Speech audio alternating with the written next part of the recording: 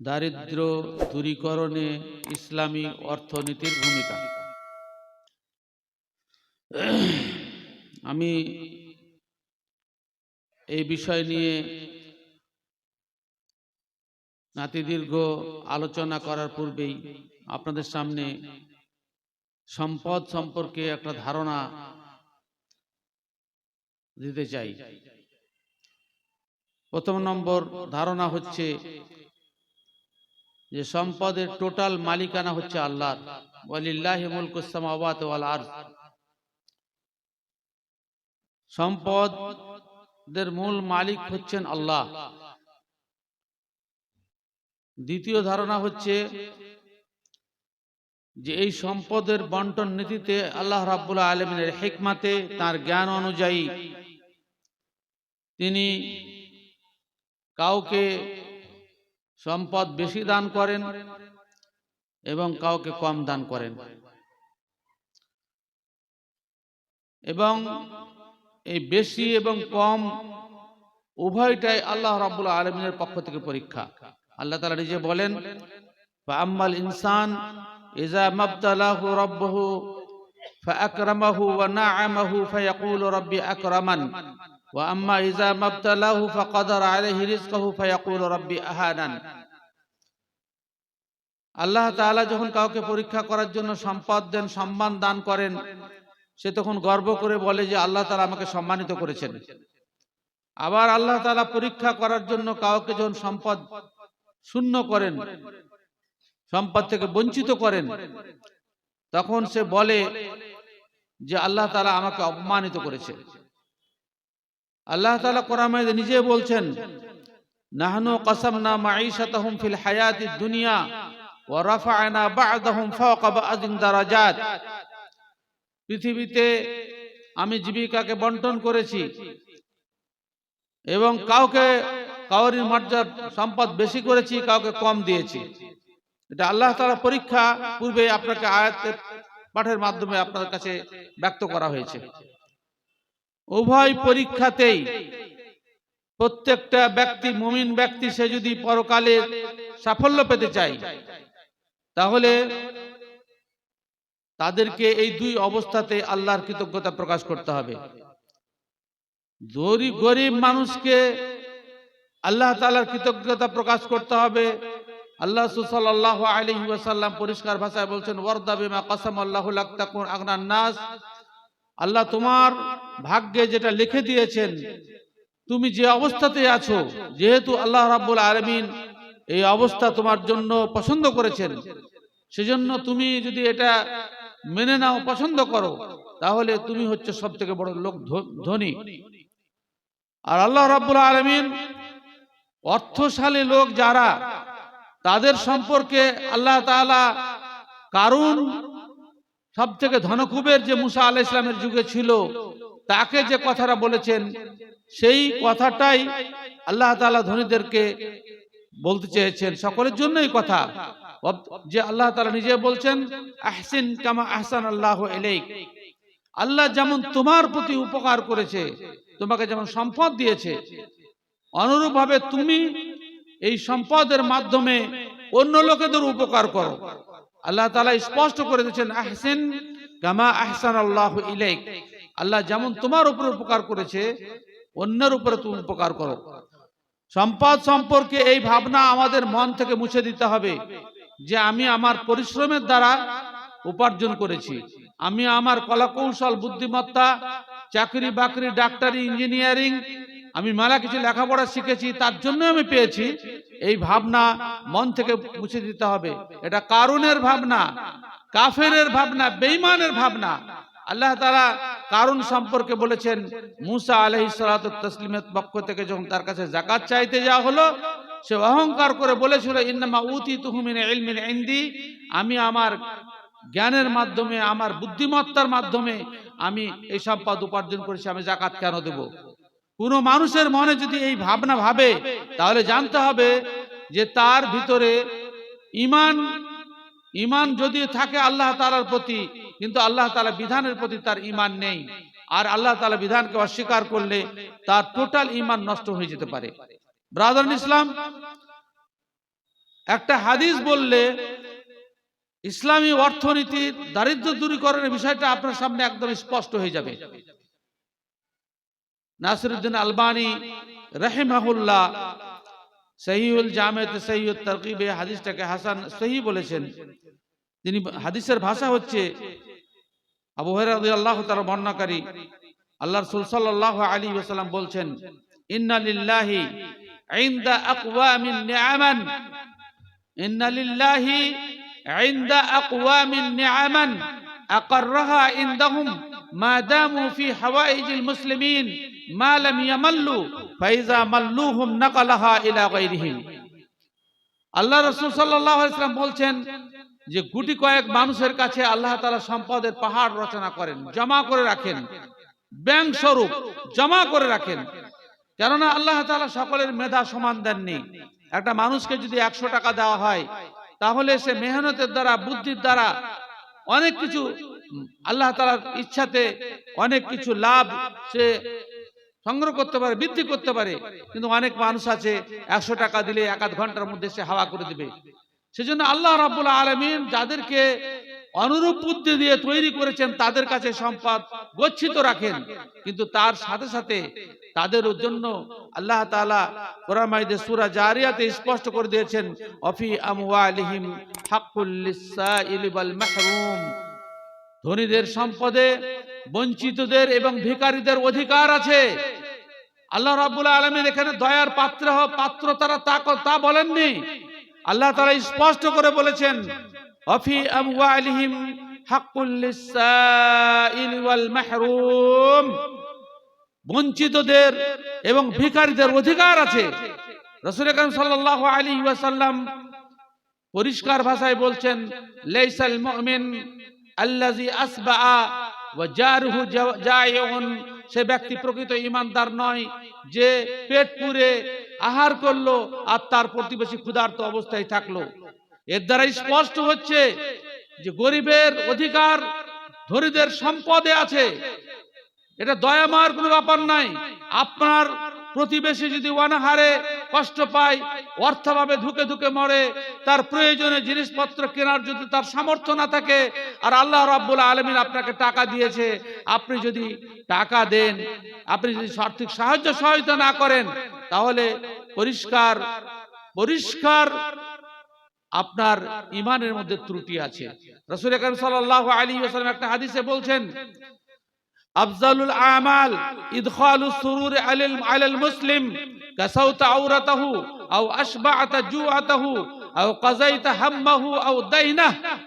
আল্লাহ রাসূল সাল্লাল্লাহু আলাইহি ওয়াসাল্লাম বলছেন, সবথেকে উত্তম আমল মানুষের আল্লাহ তাআলার ফরজকৃত ইবাদতের পরে বান্দার মানে পারস্পরিক সম্পর্কের আমলের ক্ষেত্রে সবথেকে গুরুত্বপূর্ণ আমল হচ্ছে কোন একজন মুসলিমকে কয়েকটি দিক থেকে তাকে আনন্দ দান করা। কাসাউতা আওরাতাহু, তার যদি পোশাকের অভাব থাকে তুমি পোশাক কিনে দিলে, আও আশবাআতা জুআতাহু, খাবারের অভাব থাকলে তুমি সে খাবারের অভাব দূরীকরণ করলে, আও কাযাইতা হাম্মাহু আও দাইনাহু, কিংবা তার দুশ্চিন্তা দূর করলে, কিংবা তার ঋণ থাকলে তুমি পরিশোধ করে দিলে। ব্রাদার ইসলাম, ইসলামী অর্থনীতিতে কোন এক ব্যক্তির মূল মালিকানা এটা নয়। সেজন্য আল্লাহ রাব্বুল আলামিন তাদের মালে যাকাত ফরজ করেছেন। কোরআন মাজিদে আল্লাহ রাব্বুল আলামিন একাধিক জায়গায় সালাত যেমন ফরজ, তার সাথে সাথে যাকাতের কথা উল্লেখ করেছেন। আকিমুস সালাত ওয়া আতুজ যাকাত, সালাত প্রতিষ্ঠা করো, যাকাত দাও। এজন্যই আবু বকর রাদিয়াল্লাহু তাআলা যখন খলিফা হলেন, তখন একদল লোক রাসূল করিম সাল্লাল্লাহু আলাইহি ওয়াসাল্লামের দুনিয়া ছেড়ে চলে যাওয়ার পরে তারা ভেবেছিলেন যাকাত হিসাবে শুধু আল্লাহ রাসূল সাল্লাল্লাহু আলাইহি ওয়াসাল্লামকে দিতে হতো, এটা কোনো জরুরি বিষয় নয় যে পরবর্তী যারা দায়িত্ব ছিলেন তার কাছে জমা করতে হবে। তারা অস্বীকার করে বসলেন। আবু বকর রাদিয়াল্লাহু তাআলা ঘোষণা করলেন, যে ব্যক্তি যাকাত দেবে না তার গর্দন উড়িয়ে দেব। ওমর রাদিয়াল্লাহু তাআলা আনহু বিশিষ্ট সাহাবীবৃন্দ তাকে গিয়ে বুঝাবার চেষ্টা করলেন যে আপনার পিছনে নামাজ পড়ে আর তারপরে যাকাত দিতে অস্বীকার করলে আপনি গর্দন উড়িয়ে দিবেন। আবু বকর রাদিয়াল্লাহু তাআলা আনহু পরিষ্কার ভাষায় বলেছিলেন, যে আমি আবু বকর বেঁচে থাকতে আইন কসফিদ দ্বীনি ওয়া আনা হাইয়ুন ওয়াল্লাহি লাউ মানাউনি আকালান লাকাতালতুহুম, আমি বেঁচে থাকতে ইসলামকে কম করে দেওয়া হবে। ইসলামে যাকাত একটা গুরুত্বপূর্ণ অধ্যায়, ফরজ। কোন ব্যক্তি যদি এটাকে অস্বীকার করে তাহলে আমি তার গর্দন উড়িয়ে দেব। ওমর রাদিয়াল্লাহু তাআলা আনহু তারপরে এই চরম সিদ্ধান্তের কাছে নতি স্বীকার করে যখন সকলে যাকাত দেওয়া শুরু করলেন, এবং ওমর রাদিয়াল্লাহু তাআলা আনহুর যখন মানে মোহভঙ্গ হলো যে তার এই অনুরোধ বা আবু বকর রাদিয়াল্লাহু তাআলা আনহুর সিদ্ধান্তের বিরুদ্ধে কথা বলা ঠিক হয়নি, তিনি মন্তব্য করেছিলেন, লাকাদ সারাহাল্লাহু সাদরা আবি বকরিন, আল্লাহ তাআলা আবু বকর রাদিয়াল্লাহু তাআলা আনহুর অন্তরকে উন্মুক্ত করে দিয়েছিলেন, সঠিক সিদ্ধান্ত নেওয়ার জন্য তিনি আল্লাহ তাআলা তাকে দিশা দিয়েছিলেন। না হলে মুসলমানদের একটা একটা করে সবকে ছেড়ে দিত, ইসলাম পরিপূর্ণ ছিল, ইসলামকে অসম্পূর্ণ করে ছাড়ত। ভাই সকল, যাকাত ফরজ, যাকাত আপনাকে দিতে হবে। আপনার সম্পদের 40 ভাগের 1 ভাগ আপনাকে গরিব মিসকিনদেরকে দিতে হবে। এটা কোনো দয়ার ব্যাপার নয়। আমাদের দেশে যাকাত যারা দেন তারা তাকিয়ে থাকেন কেউ নিতে আসছে কিনা, এটা ভুল ধারণা। আপনাকে পৌঁছে দিতে হবে, গরিবের বাড়িতে মানে পৌঁছে দিতে হবে। ইসলামে এই বাধ্যতামূলক ভাবে যে সমস্ত অনুদান আমাদেরকে দিতে হয় সেটা হচ্ছে মালের যাকাত, সোনা চাঁদির যাকাত, উৎপাদিত ফসলের যাকাত। এসব প্রত্যেকের দলিল কোরআন এবং সহিহ সুন্নাতে বিদ্যমান। আল্লাহ রাব্বুল আলামিন বলছেন যে ইন্না আল্লাযিনা কি আছে, যাহাবা ওয়াল ফিজ্জাতা ওয়ালা ইয়ানফিকুনা ফি সাবিলিল্লাহ, হ্যাঁ, আল্লাযিনা ইয়াকনিজুনা আয-যাহাবা ওয়াল ফিজ্জাতা ওয়ালা ইউনফিকুনাহা ফি সাবিলিল্লাহ ফাবাশশিরহুম বিআযাবিন আলীম ইয়াওমা ইউহমা আলাইহা ফি নারি জাহান্নামা ফাতুকওয়া বিহা জিবাহুম ওয়া জুনুবুহুম ওয়া যুহুরুহুম হাযা মা কানাজতুম লিআনফুসিকুম ফাযুকু মা কুনতুম তাকনিজুন। আল্লাহ রাব্বুল আলামিন পরিষ্কার ভাষায় বলছেন, যারা সোনা চাঁদি গচ্ছিত করে রাখে এবং তার থেকে আল্লাহর পথে খরচ করে না, এদেরকে যন্ত্রণাদায়ক শাস্তির দুঃসংবাদ হে নবী মুহাম্মদ সাল্লাল্লাহু আলাইহি ওয়াসাল্লাম শুনিয়ে দাও। যেদিন জাহান্নামের আগুন উত্তপ্ত করে তাদের চেহারা, তাদের পার্শ্বদেশ এবং তাদের পিঠে দাগ দেওয়া হবে এবং ফেরেশতার তরফ থেকে বলা হবে, হাযা মা কানাজতুম লিআনফুসিকুম, তোমরা দুনিয়াতে মানে সম্পদশালী হওয়ার জন্য যে সমস্ত জিনিসকে গচ্ছিত করে রেখেছে তার মজা এখন তোমরা চাখো, তার মজা তোমরা চাখো। সুতরাং আল্লাহ রাব্বুল আলামিন ফসলের সম্পর্কে বলছেন, ওয়াতু হাক্কাহু ইয়াওমা হাসাদি, ফসল যেদিন কাটবে তার হক গরিবের মধ্যে দিয়ে দাও। এমনি করে প্রত্যেকটা জিনিসের মধ্যে থেকে, আপনার উপার্জনের মধ্যে থেকে যে সমস্ত লোকদেরকে আল্লাহ রাব্বুল আলামিন বঞ্চিত রেখেছেন তাদেরকে আপনাকে যাকাতের অংশ পৌঁছে দিতে হবে, পৌঁছে দিতে হবে। না হলে আপনার মনে যদি অস্বীকার করার ভাবনা থাকে যে যাকাত আমি দেব না, তাহলে তো আপনি কাফের নিশ্চিন্তে। আর যদি আপনি ফরজ জানার পরেও আপনি পৌঁছাচ্ছেন না, আপনি তাহলে কাবিরা গুনাহগার। অনেক মানুষ আছেন আমাদের দেশে, যে সমস্ত মানুষ যাকাত আদায় করেন না, অধিকাংশ মানুষ আমাদের পশ্চিম বাংলার ক্ষেত্রে বলছি, যেহেতু আমরা ঘোরাফেরা করছি, অনেক কোটিপতিদের কাছে আমরা গেছি, বলেছি যাকাতকে আপনি হিসাব করে দেন। বেশ কটা নামও করতে পারে তাদের, কিন্তু নাম করব না। তারা পরিষ্কার বলেন হিসাব করা সম্ভব, আন্দাজে কিছু দিয়ে দিই।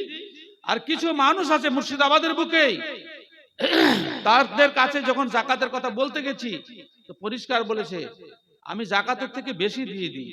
হ্যাঁ, আমার যাকাত থেকে আমি কম দিই না, আমার যে যাকাত উঠবে আমার একটা আইডিয়া আছে, তার থেকে আমি বেশি গরিব মিসকিনকে দিয়ে দিই, কিন্তু আমি যাকাত তুলি না। এই সবাই পাপী, অপরাধী। আল্লাহ রাব্বুল আলামিন যেভাবে যাকাত দেওয়ার কথা বলেছেন, যেভাবে তুলতে বলেছেন, তবে নবী মুহাম্মদ সাল্লাল্লাহু আলাইহি ওয়াসাল্লামের মাধ্যমে যেভাবে হিসাব করতে বলেছেন, সেভাবে আমাদেরকে হিসাব করে যাকাত দিতে হবে। এই অর্থনীতির মূল উদ্দেশ্য কি জানেন?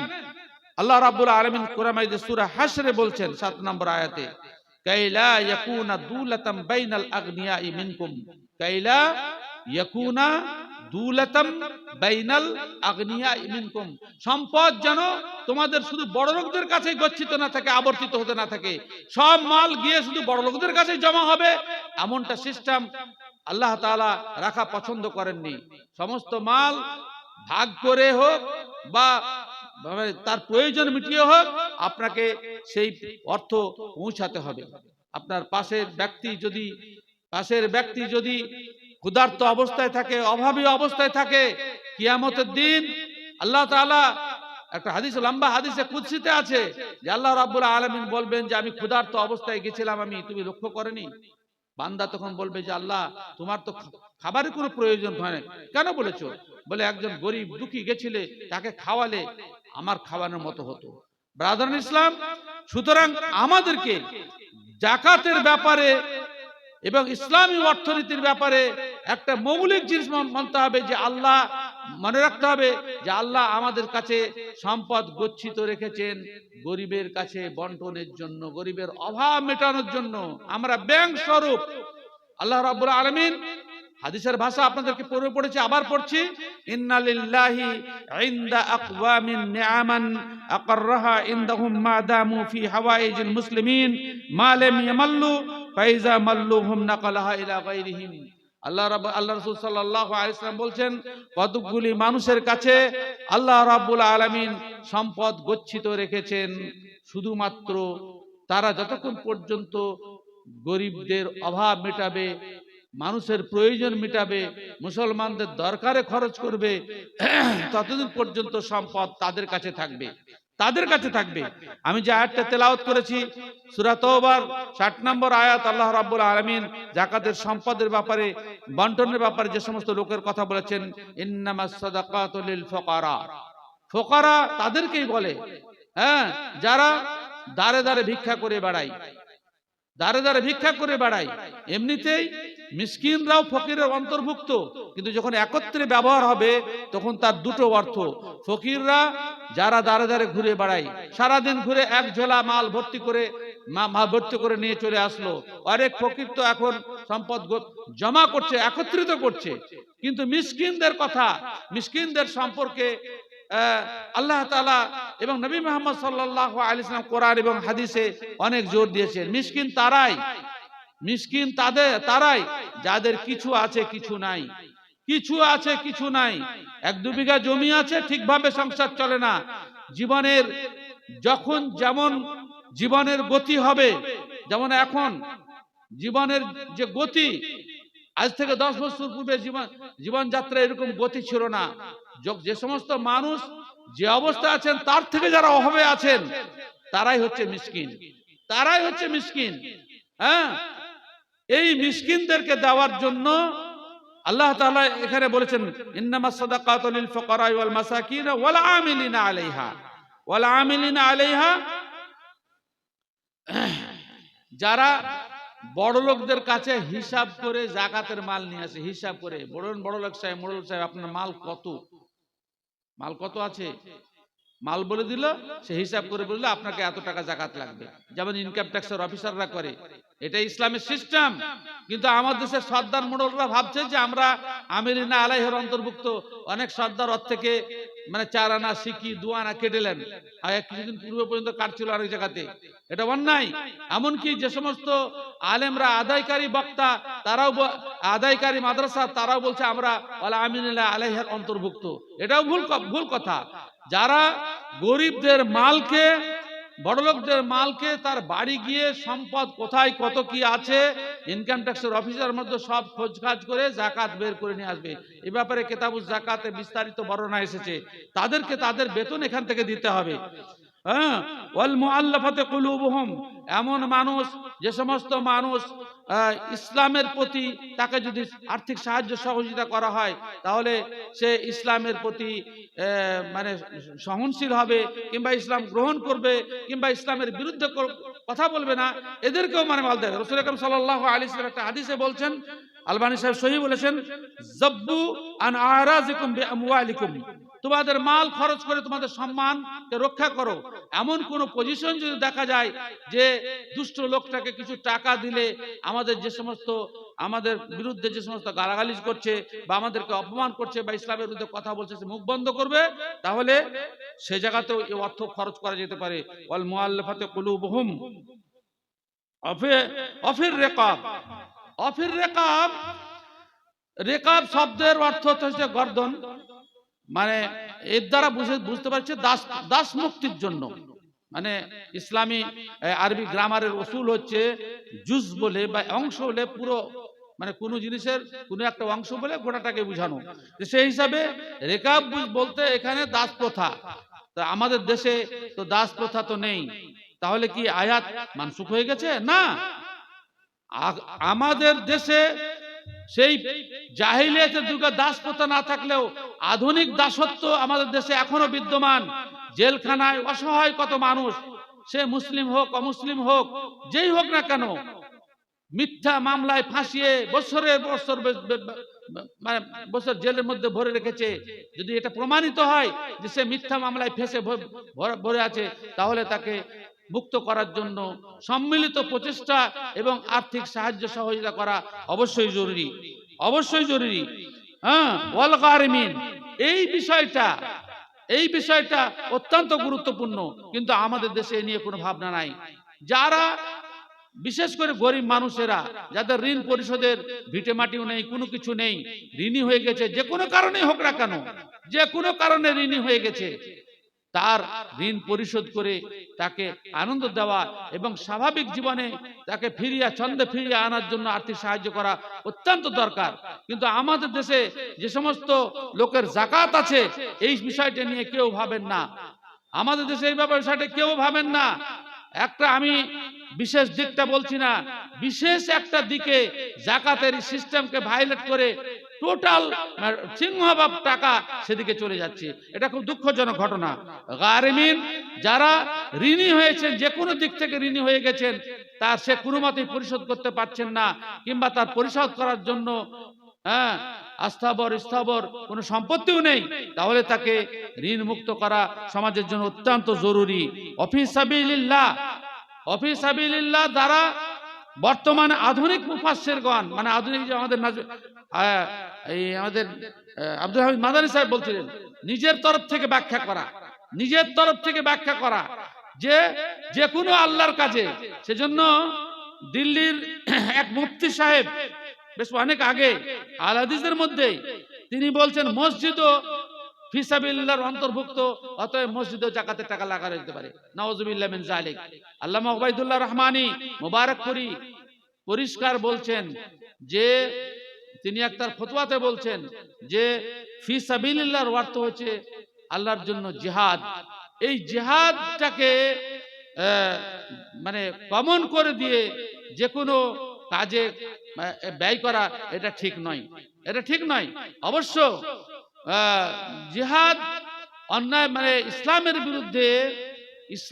বিরুদ্ধে যে সমস্ত লোক অন্যায়ভাবে বিভিন্ন প্রকার লেখালেখি করছে, তাদের বিরুদ্ধে লেখা করে যে, যেমন ওয়াইদুল্লাহ মাস্তাতাতুম মিন কুওয়াতি ওয়া মিন রিবাতিল খাইল, আল্লাহ তাআলা বলছেন যে শত্রু পক্ষের মোকাবেলা তুমি যেভাবে হোক করো।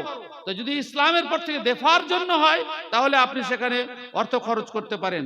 অবনিস সাবিল, একজন পথচারী, সে অভাবী, মানে বড়লোক মানুষ, কিন্তু ধরেন কলকাতার লোক মুর্শিদাবাদে বেড়াতে এসে টাকা কেউ চুরি করে নিয়েছে বা টাকা শেষ হয়ে গেছে, তো তাকে বাড়ি ফেরা পর্যন্ত আপনি তাকে টাকা খরচ দিতে পারেন। আল্লাহ রাব্বুল আলামিন বলছেন ফরিদাতাম মিনাল্লাহ, এটা আল্লাহর পক্ষ থেকে ফরজ করা হলো। এই সিস্টেমটা আল্লাহ তাআলার পক্ষ থেকে ফরজ করা হলো। আল্লাহু আলিমুন হাকিম, আল্লাহ মহাজ্ঞানী এবং তিনি মহাবিজ্ঞানী। আল্লাহ তাআলা এই সিস্টেমটা কেন করেছেন? আমির ও গরিবের সিস্টেমটা কেন করেছেন?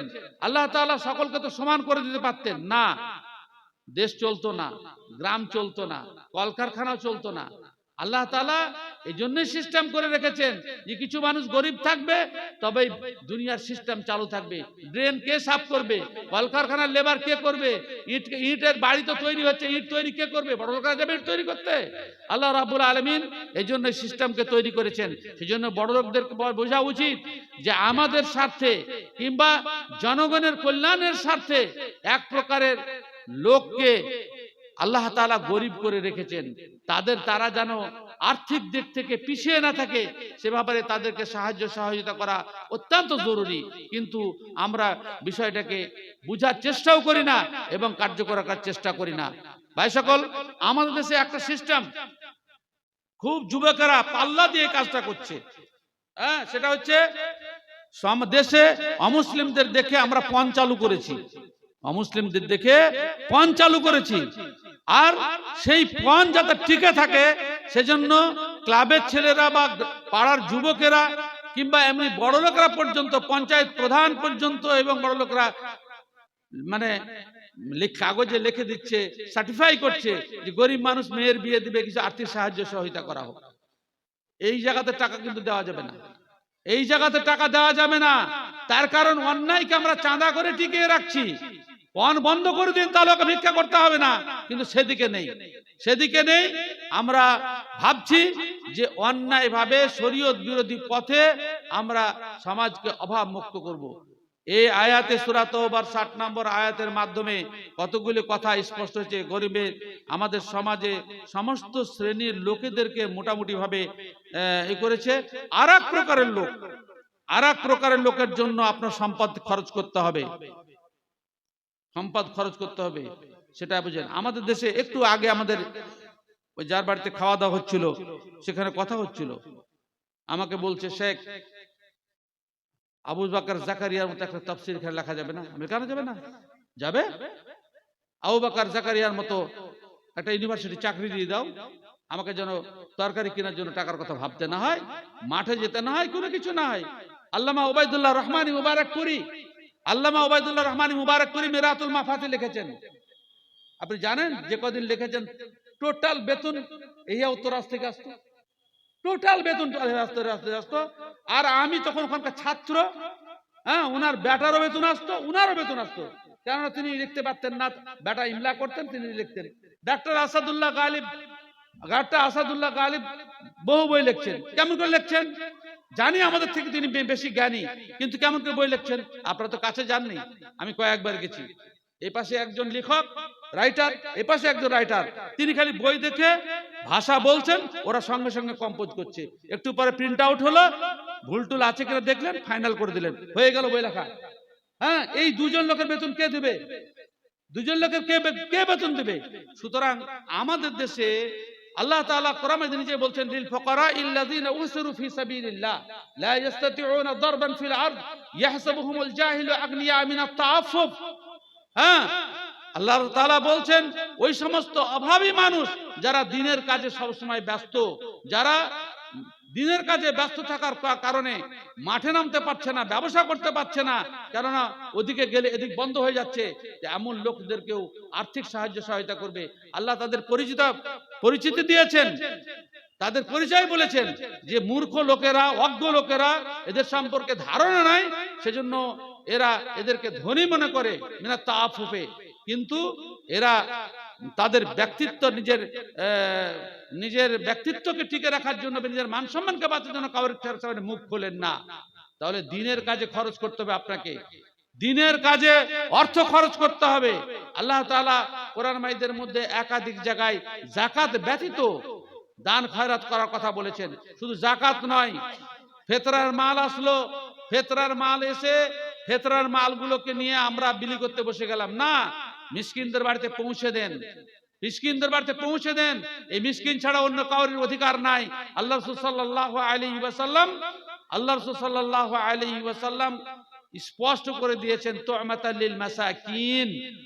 আর সূরা তাওবার আয়াতকে ফিট করে 8 প্রকার লোককে দিতে হবে, এই ব্যাখ্যাও সঠিক নয়, সালাফদের ব্যাখ্যা অনুযায়ী ঠিক নয়, আপনি ফিতরার মাল গরিবের বাড়িতে পৌঁছে দেন। 2 কেজি 1 কেজি করে কেন দিচ্ছেন আপনি? কুইন্টালের কুইন্টাল দিয়ে দেন, যাতে তার অভাব না থাকে, 6 মাস অন্তত বসে খায়। সেরকম সিস্টেম আপনাকে করতে হবে এবং নিজে বয়ে দিয়ে আসতে হবে। এটা আপনার দায়িত্ব, ওদের দায়িত্ব নয়, আপনাকে দিতে হবে। হ্যাঁ, সুতরাং আমরা হুঁশিয়ার হই, সাবধান হই। নিজের আশেপাশে যে সমস্ত অভাবী, হতদরিদ্র এবং অভাবী মানুষ আছে, তাদের কাছে আমাদের সম্পদের একটা অংশ পৌঁছে দিই। এই ব্যাপারে যে কত তাকিদ আছে কোরআন এবং সেই সুন্নাতে, বলার শেষ নেই। সুতরাং সম্পদ যেন আমাদের জন্য কাল কিয়ামতের জন্য দিনে যেন আমাদের জন্য কাল না হয়ে যায়। সম্পদ আল্লাহ তাআলা নিজে বলছেন, ওয়াবতাকি ফিমা আতাকাল্লাহু দারাল আখিরা।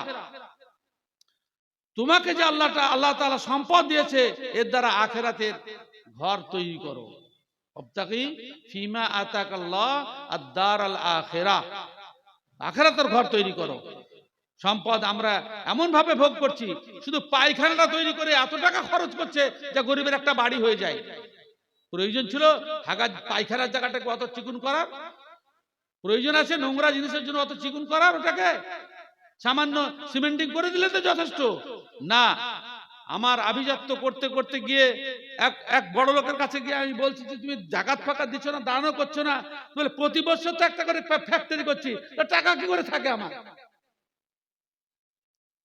এইরকম যদি বড় লোক হয়, তাহলে তো হ্যাঁ, সব আত্মসাৎ করার যাদের মানসিকতা, এ তো দারিদ্রতা, এতে দারিদ্র দূরীকরণ করা যাবে না। আমরা স্বতন্ত্র জাতি।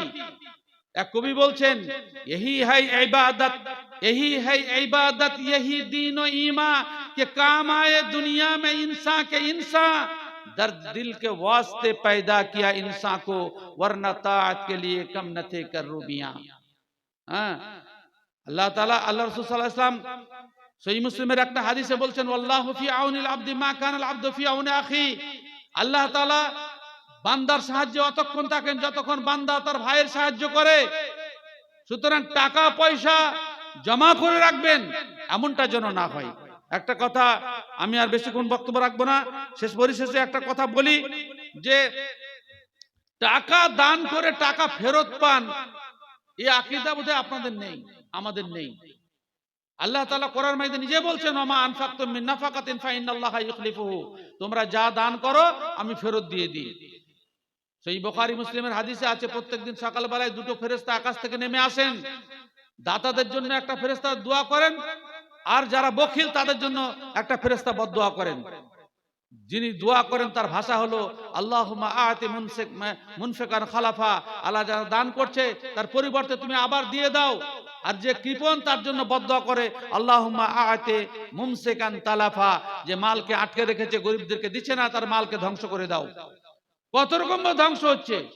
আমি সদ্য এক ভাইয়ের কথা বলছি, হয়তো দানের ক্ষেত্রে হলো অত টাকা দান করতেন না, শাশুড়ি অসুস্থ, তো তিনি হিসাব দিচ্ছেন 1 সপ্তাহের মধ্যে 5 লক্ষ টাকা খরচ হয়ে গেল। 5 লাখ। আপনি বুঝতে পেরেছেন কি অবস্থা? বড় লোকদের টাকা শুধু ডাক্তারের ঘরে যাচ্ছে, উকিলের ঘরে যাচ্ছে, আরো কোথায় যাচ্ছে। আপনি দান করবেন না তো মাল আপনার কাছে থাকবেও না, কোন দিক দিয়ে লিক হয়ে চলে যাবে আপনি বুঝতেই পারবেন না। আপনার কিডনি ড্যামেজ, আপনার হার্ট ড্যামেজ, আপনার অমুক ড্যামেজ, তমুক ড্যামেজ করতে করতে আপনার অবস্থা শেষ হয়ে যাবে। সুতরাং আল্লাহ রাব্বুল আলামিনের হেফাজত পেতে হলে হালাল অর্থভাবে, হালাল ভাবে উপার্জন করুন এবং যতদূর সম্ভব মুক্ত হস্তে দান করুন। শেষকালে একটা কথা বলে আমার ইতি টানবো। রাসূল করিম সাল্লাল্লাহু আলাইহি ওয়াসাল্লাম বলেছেন, আইয়ুকুম মালু ওয়ারিসিহি আহাব্বু ইলাইহি মিন মালিহি, তোমাদের মধ্যে কেমন ব্যক্তি আছে যে পরের মালকে, ওয়ারিসদের মালকে নিজের মাল থেকে ভালোবাসে? প্রত্যেক সাহাবী বললেন যে আমরা প্রত্যেকে নিজের মালকে ভালোবাসি। রাসূল করিম সাল্লাল্লাহু আলাইহি ওয়াসাল্লাম বললেন, তোমার মাল তো 3টে, যা খেলে পায়খানা হয়ে গেল, যা পরিধান করলে ছিঁড়ে ফেটে শেষ হয়ে গেল, আমা আতাইতা ফাক্তানা, আর যা তুমি জমা করলে, আল্লাহর পথে দান করলে, সেটাই গচ্ছিত করলে। আমরা একটা কথা পয়েন্ট মনে রাখি, যে আমরা আমাদের ছেলেপিলের জন্য যত জিনিস ছেড়ে যাচ্ছি, তার তুলনায় আল্লাহর খাতায় জমা করা পরিমাণ কতটা। ছেলেদের জন্য সব ছেড়ে গেলাম, ও আমার মাল নয়, আল্লাহ রাসূল বলছেন ওটা আমার মাল নয়, শত্রুর হাতে ছেড়ে গেলাম। সন্তান যদি শরীয়ত মোতাবেক না হয়, মা বাপের অনুকূলে না হয়, তাহলে সে শত্রু। ইন্না মিন আমওয়ালিকুম ওয়া আওলাদিকুম আদুওয়াল লাকুম ফাহযারুহুম। তো আমি তাদের জন্য যা ছেড়ে গেলাম আর আল্লাহর খাতায় যা জমা করেছি, পরিমাণে কোনটা বেশি? যদি দেখা যায় যে আমার জন্য যেটা জমা করেছি সে পরিমাণ অত্যন্ত কম, আর ছেলেদের জন্য যা ছেড়েছি তার বেশি, তাহলে জানতে হবে এটা আত্মঘাতী সিদ্ধান্ত। আপনি নিজেকে ভালোবাসেন না, পরকে ভালোবাসেন। সুতরাং আল্লাহর পথে বেশি বেশি করে দান করুন।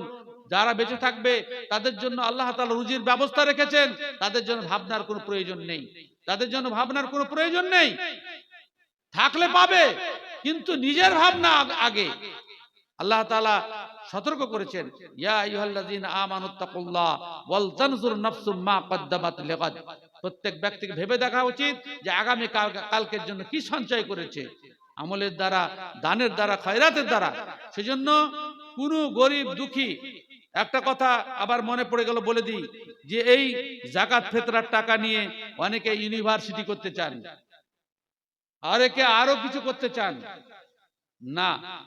ইসলাম যে খাতে ব্যবহার করতে বলেছে সেই খাত ছাড়া গরিবদের টাকা নিয়ে আপনি বাহাদুরি করবেন, এটা তো হওয়া উচিত নয়। কেন? বড় লোকদের টাকা কি শেষ হয়ে গেছে?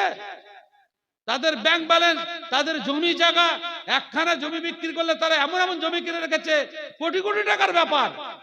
যখনই কোনো ভালো কাজ করার প্রয়োজন পড়ে তখনই যাকাতের দিকে তাকাই। আরে যাকাত যাদের হক তাদের কাছে পৌঁছে দাও। ভালো কাজ করতে হলে নিজের টাকা খরচ করো। এই কেমন কথা যে শুধু যাকাত ফিতরার দিকে তাকিয়ে আছো? আল্লাহ তার জন্য খাত নির্ধারিত করে রেখে দিয়েছেন, আর তুমি বড় লোকের টাকাগুলো কোথায় যাবে? কোথায় যাবে? গরিবের টাকা নিয়ে সব বাহাদুরি না, এই কাজ করবেন না। আল্লাহ যাদের হক লিখে দিয়েছেন সেটা তাদের টাকা হয়ে গেছে, আপনি সেখানে গিয়ে খবরদারি করবেন না। একটা জয়ীফ হাদিসে হারিস সুদাই বলছেন, হাদিসটা কিন্তু জয়ীফ, অন্য কোন বর্ণনা শায়েখ কোন বর্ণনা আছে কিনা। হারিস সুদাই বলছেন যে এক ব্যক্তি রাসূল আকরাম সাল্লাল্লাহু আলাইহি ওয়াসাল্লামের কাছে এসে বললেন যে আপনার কাছে যে সব মাল আছে সেখান থেকে দেন। আল্লাহ রাসূল সাল্লাল্লাহু আলাইহি ওয়াসাল্লাম বললেন যে আল্লাহর কিতাবে তোমার অংশ কিছু পাচ্ছি না, কেননা আল্লাহ তাআলা সম্পদের, যাকাতের মালের বন্টন নিজেই করে দিয়েছেন, কোন নবীর এখতিয়ারে দেননি আর কোন ব্যক্তির উপরে ছাড়েননি। সুতরাং আল্লাহর ফয়সালার উপরে আমি মুহাম্মদ কোনো কিছু সিদ্ধান্ত নিতে পারবো না। সুতরাং আমাদেরকে একটু সতর্ক এবং সাবধান হতে হবে। আমরা সাবধান হই, সতর্ক হয়ে যাই, এবং যতদূর সম্ভব আমাদের আশেপাশে গরিব দুঃখী, মুসলিম অমুসলিম নির্বিশেষে যেই থাক না কেন তাদেরকে সাধ্যমতো সাহায্য করি। আল্লাহ রাব্বুল আলামিন মাল আমাদের ফিরিয়ে দিবেন, মাল কমবে না। আর একটা কথা, যে আব্দুর রহমান বিন আউফ রাদিয়াল্লাহু তাআলা আনহু বদর যুদ্ধে যুদ্ধ করে ফেরত আসা যারা জীবিত ফিরে এসেছিলেন, যারা জীবিত ফিরত এসেছিলেন আর যাদের স্বামী শহীদ হয়ে গেছিল বা যাদের বেটা শহীদ হয়ে গেছিল, এদের জন্য এককালীন আর্থিক সহায়তা করেছিলেন এখনকার হিসাবে পার হেড ৬৫ লক্ষ টাকা। পার হেড ৬৫ লক্ষ টাকা। আব্দুর রহমান বিন আউফ যুদ্ধ করে ফেরত এসেছে, তার জন্য তিনি এককালীন অনুদান করেছেন ৬৫ লাখ পার হেড। আমরা উৎসাহিত করতে জানি না, দিনের জন্য আমরা খরচ করতে জানি না। আল্লাহ রাব্বুল আলামিন আমাদেরকে তৌফিক দান করেন, এবং এ বিষয়ে আমাদের যে দুর্বলতা আছে আল্লাহ রাব্বুল আলামিন তা আমাদের সংশোধন করে দেন। সমাজে গরিব দুঃখীদের জন্য আমরা যেন সমবাতি হই, তাদের ব্যথায় যেন আমরা বুঝি, তাদের কষ্ট যেন আমরা অনুভব করি। আল্লাহ রাব্বুল আলামিন সেজন্য আমাদের নাম ইনসান রেখেছেন। दर्द दिल के वास्ते पैदा किया इंसान को, वरना ताअत के लिए कम न थे कर रुबियां। এই ব্যাপারে কবিতা তো মুখস্থ নাই, নজরুল ইসলাম খুব ভালো কথা বলেছেন। তোরা দে রে যাকাত, 2 লাইন মাত্র। তোরা দে রে যাকাত, তোরা দে রে যাকাত, তোর দিল খুলবে পরে আগে খুলুক হাত, তোরা দে রে যাকাত। আর আল্লাহ তাআলা কোরআন মাজিদে নিজে বলছেন যে যে অন্তরের কৃপণতা থেকে যাকে রক্ষা করা হলো সেই প্রকৃত সফল ব্যক্তি। আল্লাহ রাব্বুল আলামিন আমাদের সকলকে ক্ষমা করে দিন। কোরআন এবং সহিহ সুন্নাহ মোতাবেক আমাদের অর্থের ব্যবহার নিশ্চিত করার জন্য আল্লাহ তাআলা পূর্ণ তৌফিক দান করেন। আকুলু কওলি হাযা আস্তাগফিরুল্লাহ লি ওয়া লাকুম ওয়া লিসাইরিল মুসলিমিন। আসসালামু আলাইকুম ওয়া রাহমাতুল্লাহি ওয়া বারাকাতুহু। আমরা কেউ